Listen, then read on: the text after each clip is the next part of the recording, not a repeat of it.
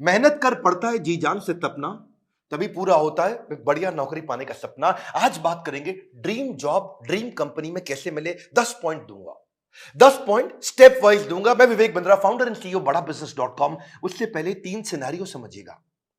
पहला सिनेरियो, जो काम करने में आपको बहुत मजा आता है और आपको अच्छे से करना भी आता है, लेकिन अगर उसके पैसे अच्छे नहीं मिले आपको तो आप जिंदगी भर गरीब रह जाएंगे। दूसरा सिनेरियो लेते हैं, जो काम करना आपको अच्छे से आता है, उसके पैसे भी मिलते हैं, लेकिन आपको प्यार नहीं है उस काम से, आपको मन नहीं करता वो काम करने को, तो आप जिंदगी भर बोर होंगे। और तीसरा सिनेरियो, जिस काम से आपको प्यार तो है, बाजार में उसकी तनख्वाह भी मिलती है, लेकिन आपको करना अच्छे से आता नहीं है, तो फिर आपको नौकरी नहीं, वो तो खाली एक सपना है, वो ड्रीम जॉब नहीं है, खाली ड्रीम है। सो बात समझते हैं कि 10 पॉइंट क्या किया जाए, एक अच्छे से आपको जॉब कैसे मिले। पहले जिस कंपनी में आप जॉब चाहते हैं, पहला पॉइंट है उस कंपनी के बारे में रिसर्च करो। उस कंपनी का विजन, मिशन, उसकी लीडरशिप, उसके माइलस्टोन्स, उस कंपनी के बारे में पढ़ लिख लो वहां रिज्यूमे भेजते वक्त।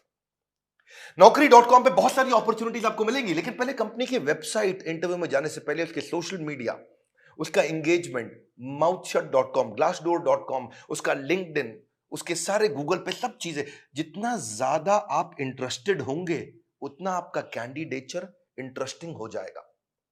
जब आप इंटरव्यू में मिलते हैं ना लोगों से, if you are interested in the company, they will see you as interesting for the company. Company research के बाद दूसरा पॉइंट, जॉब डिस्क्रिप्शन को समझिए। जॉब डिस्क्रिप्शन की डिटेल मांगिए। आपका केआरए क्या होगा, केपीआई क्या होगा, आपसे क्या एक्सपेक्ट किया जा रहा है कंपनी में, ये मांग लो।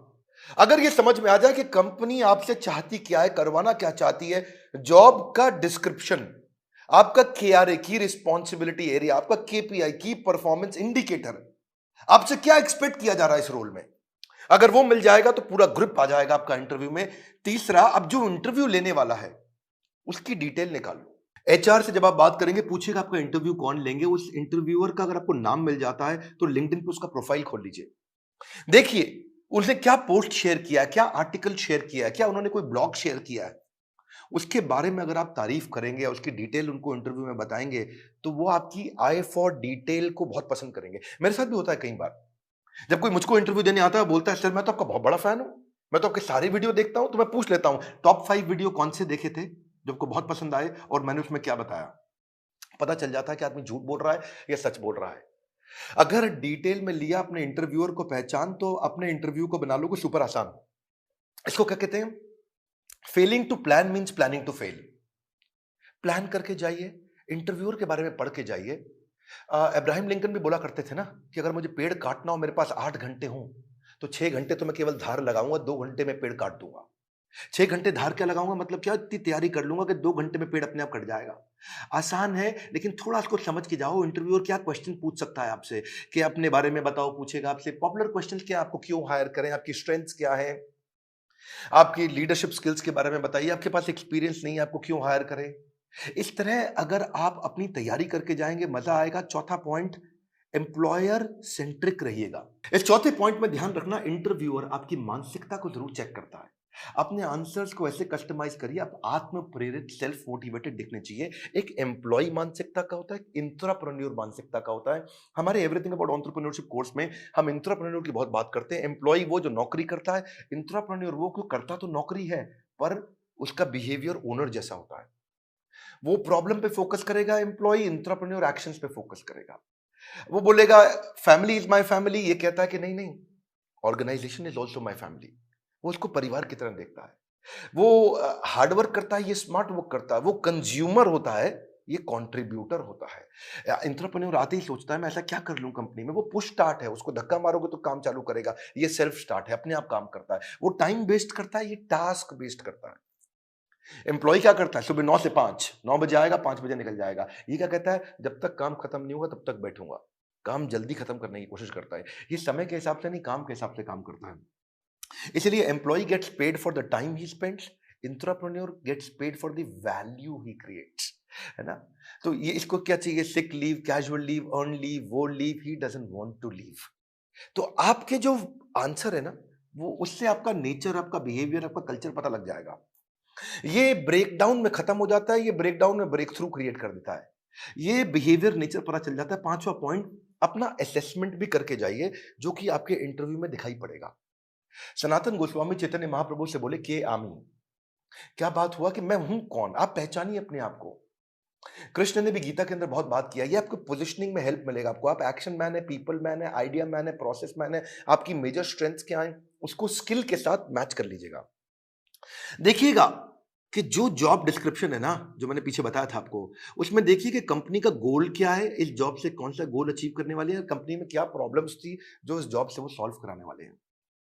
और जब आप जाएंगे तो अपने हार्ड स्किल और सॉफ्ट स्किल को जरूर समझ के जाइएगा। ये छठा पॉइंट है।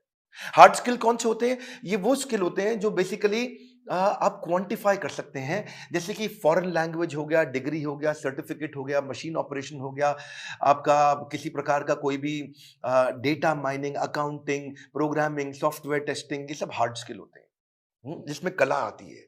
जैसे फाइनेंस के अंदर बजटिंग, बिजनेस प्लानिंग होता है या प्रोडक्ट डेवलपमेंट होता है। लेकिन सॉफ्ट स्किल कौन से? बातचीत कैसे करते हो, आपका टीम वर्क कैसा है, आप डिसीजन ले पाते हो नहीं, लीडरशिप है कि नहीं, मोटिवेटेड रहते हो कि नहीं, सुनते हो ध्यान से कि नहीं, पीपल स्किल है कि नहीं, इंटरपर्सनल फ्लेक्सिबिलिटी, टाइम मैनेजमेंट, ये सारे सॉफ्ट स्किल है।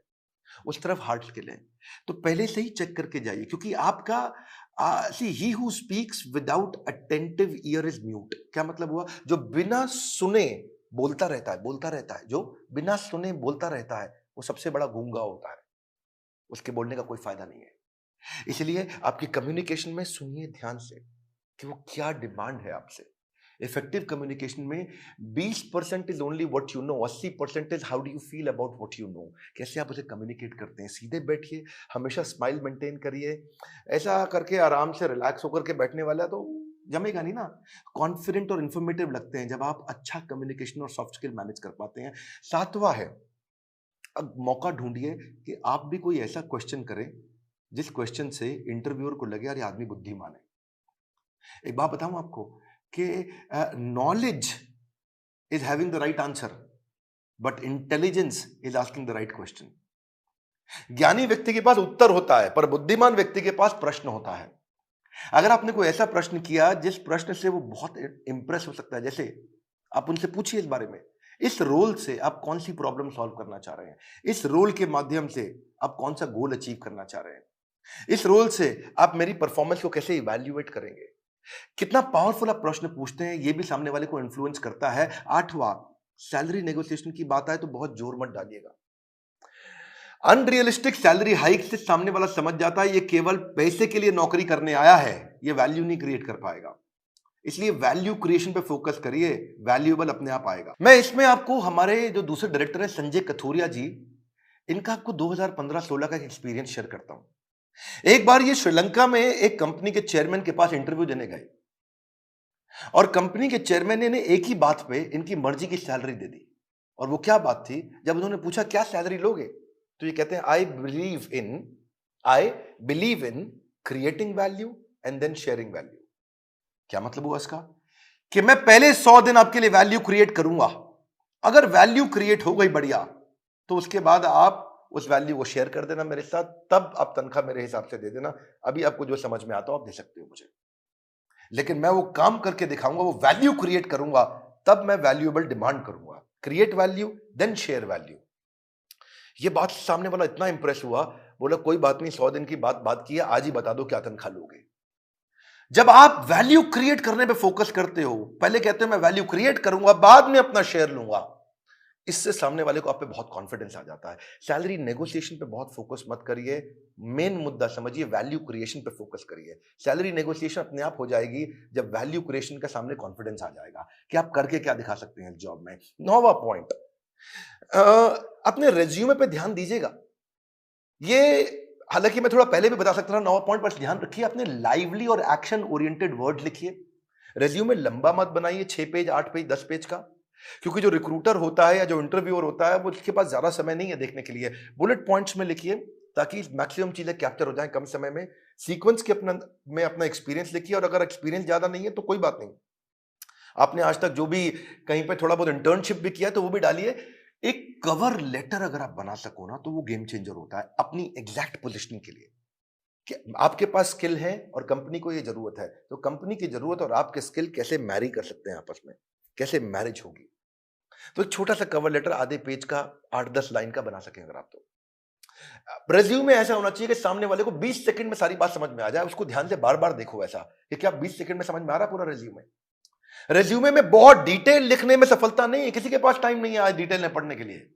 पर रेज्यूमे के अंदर जो हायरिंग मैनेजर है, एक सर्वे बताता है वो 6 सेकंड में डिसाइड करता है इसको बुलाऊं कि नहीं बुलाऊं।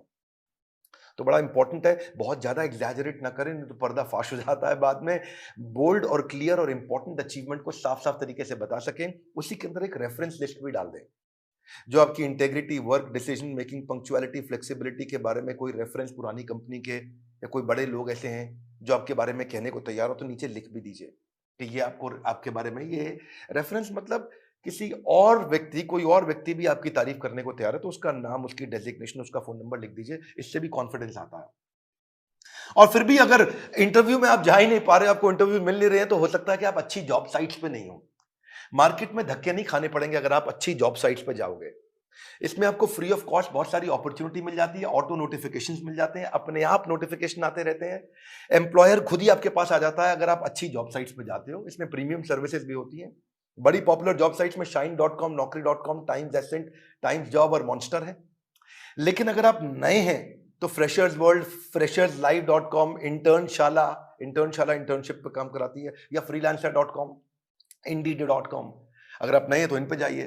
बेरोजगार खेल रहे हैं स्मार्टफोन पर ताश, ये वीडियो उनको शेयर करें, दिशा मिल सकती है बड़ी खास। मैं एक बात और बताऊंगा, हमारे प्रॉब्लम सॉल्विंग कोर्स के अंदर हमने पूरा का पूरा कोर्स ही इसके ऊपर बना रखा है और एवरीथिंग अबाउट एंटरप्रेन्योरशिप को भी अब 2 हिस्से में डिवाइड कर दिया है। अगर आप नए हैं, इंट्राप्रेन्योर बनना चाहते हैं या आगे चल के स्टार्टअप शुरू करना चाहते हैं तो एवरीथिंग अबाउट एंटरप्रेन्योरशिप का एक हिस्सा आपको काम आएगा। और दूसरा जो बिजनेस कर रहे हैं उनके लिए तो है ही है। मैं फिर से आपको रिक्वेस्ट करूंगा कि बेरोजगार खेल रहे हैं स्मार्टफोन पर लूडो और ताश, हाँ, वीडियो शेयर करो उनको, दिशा मिल सकती है बड़ी खास। ताश से बात नहीं बनेगी, इस खास दिशा से बात बनेगी। अगर आप नए आए, सब्सक्राइब जरूर करिएगा, लाइक करके उत्साह बढ़ाइए, बोर्ड लाइन नंबर पे फोन करिए, चेक करिए कि कैसे एवरीथिंग अबाउट एंटरप्रेन्योरशिप जिंदगी भर के लिए आपको एक बड़ी दिशा दे सकता है, आपको एक इंट्राप्रेन्योर बना सकता है। किसी को नौकरी मिले ना मिले, इंट्राप्रेन्योर की बहुत कमी है, उसको नौकरी जरूर मिलती है। हमारे साथ जुड़े रहने के लिए, दुनिया का नंबर 1 एंटरप्रेन्योरशिप यूट्यूब चैनल बनाने के लिए, वीडियो को लाइक करके उत्साह बढ़ाने के लिए आप सबको हृदय की गहराइयों से प्रेम पूर्वक बहुत बहुत धन्यवाद।